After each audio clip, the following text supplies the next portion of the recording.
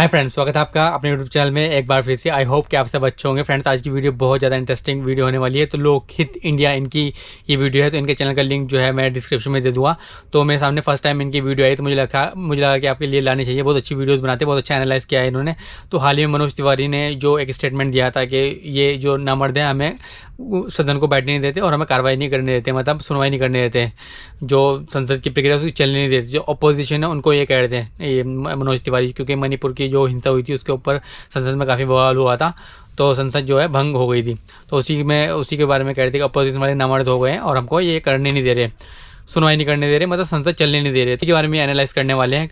तो इनकी वीडियो को देख लेते हैं पहले, बाद में वीडियो के बारे में बात करेंगे। बधाई हो, बधाई हो, बधाई हो। आप सोच रहे होंगे कि जब पूरा देश मणिपुर की महिलाओं की स्थिति देखकर रो रहा है, ऐसे वक्त में मैं किस बात की बधाई दे रहा हूं। आप अक्सर फिल्मों में देखते होंगे कि जब पाप हद से ज्यादा बढ़ने लगता है, नाइंसाफी हद से ज्यादा होने लगती है, तो एक हीरो पैदा होता है और सारी समस्याओं का निदान कर देता है। उसी तरीके से इस मुश्किल वक्त में जब मणिपुर की स्थिति देखकर भारत ही नहीं बल्कि पूरी दुनिया रोने को मजबूर है, भारत को एक हीरो मिल गया है। सीधे सीधे कहें तो एक मर्द मिल गया है। अब ये मर्द हर लेगा पूरे देश का दर्द। इस बात की खबर तो आपको मिल ही गई होगी कि भाजपा सांसद मनोज तिवारी ने विपक्ष के सांसदों को बेशर्म और नामर्द कहा है। और ये कहते हुए जिस लहजे में मनोज तिवारी बोल रहे थे, ऐसा लग रहा था कि वो खुद को तगड़ा वाला मर्द बताने की कोशिश कर रहे हैं। आपको मनोज तिवारी की ये बातें जरूर पता चली होगी, मगर ये नहीं पता होगा कि मनोज तिवारी ने जो कहा वो बिल्कुल सही है। मनोज तिवारी समेत बीजेपी के सारे सांसद, सारे विधायक और सारे नेता सच में मर्द हैं, और तमाम विपक्षी सांसद, सारी विपक्षी पार्टियां,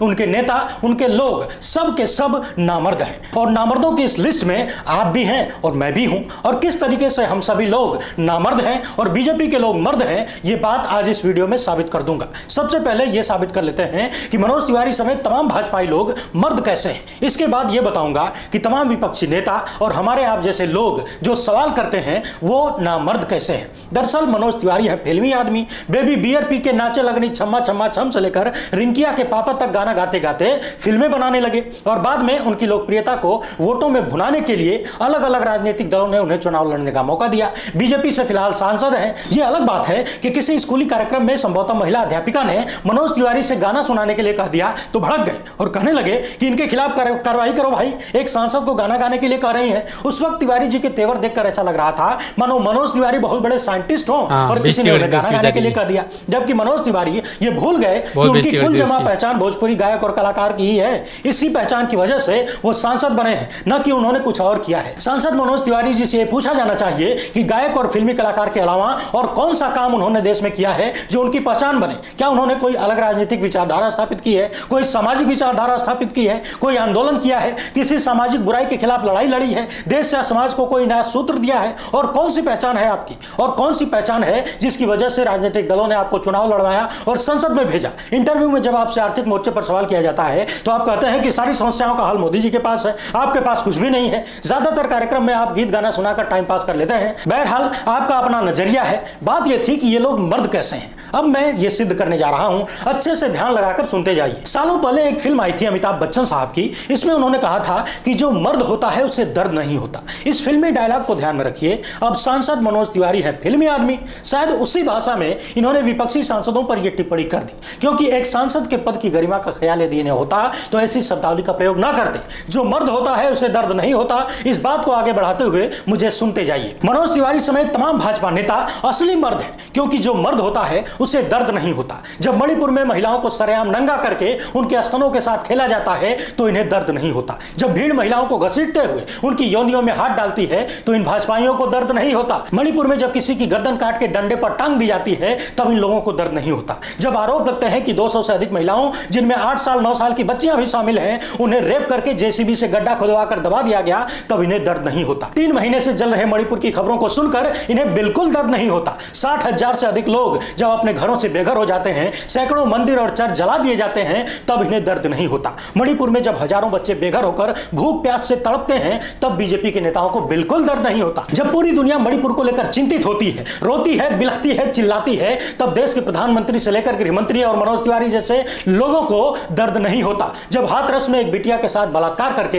हत्या कर दी जाती है, परिवार वालों से बिना पूछे रातों रात बिटिया को जला दिया जाता है, तब इन्हें दर्द नहीं होता। आए दिन किसी भी मुसलमान पर कोई भी आरोप लगाकर घरों पर बुलडोजर चला देने में इन्हें दर्द नहीं होता। नाम में मुस्लिम मिल जाए तो फिर किसी भी भले से भले आदमी को सालों तक जेल में सड़ा देने पर भी इन्हें दर्द नहीं होता। मोहम्मद जुबैर जैसा कोई पत्रकार जब इनके झूठों की पोल खोलने लगता है तो उसे मनगढ़ंत मामले में कैद करके महीनों तक जेल में रखने से इन्हें दर्द नहीं होता। सफूरा जरगर जैसी पढ़ी लिखी कोई महिला जब सत्ता से सवाल करती है, देश के लोगों के हक और अधिकारों के मुद्दे पर आवाज उठाती है, तो गर्भावस्था की हालत में भी उसे महीनों तक जेल में ठूस देने से इन्हें दर्द नहीं होता। और इतना ही नहीं, एक शादीशुदा महिला जो गर्भवती है उसे सोशल मीडिया पर बिना शादी के प्रेग्नेंट होने और चरित्र हनन करने पर भी इन्हें दर्द नहीं होता। बाकायदा पैसा खर्च करके आईटी सेल के गुर्गों द्वारा महिला पत्रकारों को टोल करवाने में इन्हें बिल्कुल दर्द नहीं होता। उमर खालिद जैसा कोई नौजवान जब देश के संविधान की बात करता है, जो देश के जोड़ने की बात करता है, उसे 1000 दिन जेल में रखने से इन्हें दर्द नहीं होता। बिल्किस बानो जिसके साथ हैवानों की भीड़ ने बलात्कार किया,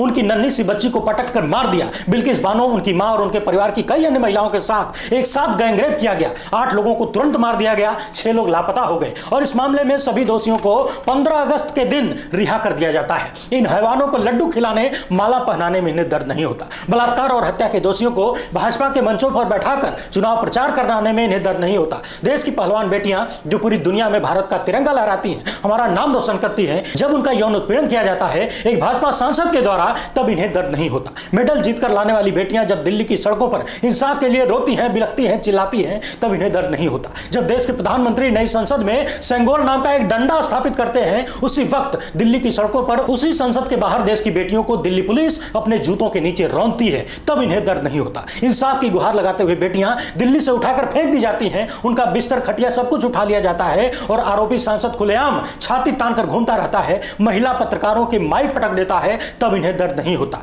आए दिन देश भर में अनेक राज्यों में महिलाओं के साथ उत्पीड़न होता रहता है और यदि उनमें किसी भाजपा नेता का नाम आ जाता है तो उस मामले में महिला का चरित्र हनन करके भी इन्हें दर्द नहीं होता। एनआरसी जैसे कानूनों के नाम पर देश को उलझाने और उसका विरोध करने वालों को सालों साल जेल में ठूस देने से इन्हें दर्द नहीं होता। कुलदीप सिंह सेंगर और चिन्मयानंद जैसे लोगों पर जब महिलाएं रेप का आरोप लगाती हैं, तब इन्हें दर्द नहीं होता। चारों तरफ ये मैनेज करने में लग जाते हैं कि किस तरीके से अपने आदमी को बचाना है, महिलाएं और उनकी इज्जत गई भाड़ में। जब देश की पहलवान बेटियां ब्रजभूषण सिंह पर यौन शोषण का आरोप लगाती हैं तो मुकदमा दर्ज करने और ब्रजभूषण पर कार्रवाई करने की बजाय पहलवान बेटियों को ही चरित्र हनन करने में जुट जाते हैं ये लोग, तब भी इन्हें बिल्कुल दर्द नहीं होता। एक एफआईआर कराने के लिए मेडल जीतने वाली बेटियों को सुप्रीम कोर्ट तक जाना पड़ता है, तब इन्हें बिल्कुल दर्द नहीं होता। 3 महीने से जल रहे मणिपुर पर जब देश के चीफ जस्टिस सरकार का कान गर्म करते हैं, तब जाकर देश के प्रधानमंत्री आकर कुछ सेकंड मणिपुर पर बोलते हैं और उसमें भी राजनीति खेलते हुए अपना गेम कर जाते हैं। इसके साथ ही अपने नेताओं समेत आईटी सेल के गुर्गों और गोदी मीडिया के सैकड़ों लपटझंडिसों को बता देते हैं कि मणिपुर के मामले की तुलना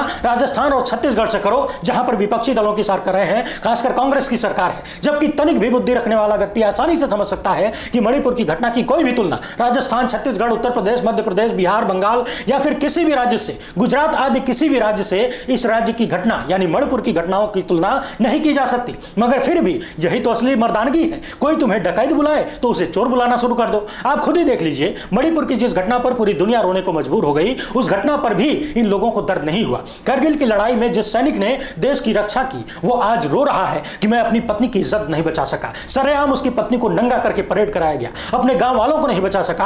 आज उसे देखकर भी इन्हें दर्द नहीं होता। जबकि सैनिकों के नाम पर, सेना के नाम पर खुद देश के प्रधानमंत्री घूम घूम कर वोट की भीख मांगते हैं। एक स्वतंत्रता सेनानी की बूढ़ी पत्नी को घर में बंद करके जला दिया जाता है, जिंदा जला दिया जाता है। इस तरह की घटनाओं को देखकर भी इन्हें दर्द नहीं होता। मध्य प्रदेश में जब आदिवासी के मुंह पर पेशाब किया जाता है, तब भी इन्हें दर्द नहीं होता। दलितों के मुंह पर लैट्रिन पोत दी जाती है, उन्हें जबरिया मानव मल खिलाने की कोशिश की जाती है, तब भी इन्हें दर्द नहीं होता। उत्तराखंड में अंकिता भंडारी नाम की एक बिटिया के साथ जब दरिंदगी होती है, उसे मौत के घाट उतार दिया जाता है और उसमें भाजपा नेता के बेटे का नाम आ जाता है, तब भी इन्हें दर्द नहीं होता। देश की राजधानी में जहां देश के प्रधानमंत्री, गृह मंत्री समेत अनेक बड़े बड़े अधिकारी और नेता रहते हैं, उससे कुछ ही किलोमीटर की दूरी पर 3 दिन तक दिल्ली जलती रही। दर्जनों लोग मारे गए, दर्जनों घर जला दिए गए, जिंदगियां बर्बाद हो गई सैकड़ों की संख्या में, मगर फिर भी इन्हें दर्द नहीं हुआ। 3 दिन तक दर्द नहीं हुआ। यदि दर्द होता तो ट्रंप को छोड़कर अपनी राजधानी और अपनी जनता को बचाया जाता। अब बताइए, सिद्ध हो गया ना सिद्ध कि असली मर्द हैं यही, क्योंकि इन्हें दर्द नहीं होता। अब जिसे दर्द नहीं होता,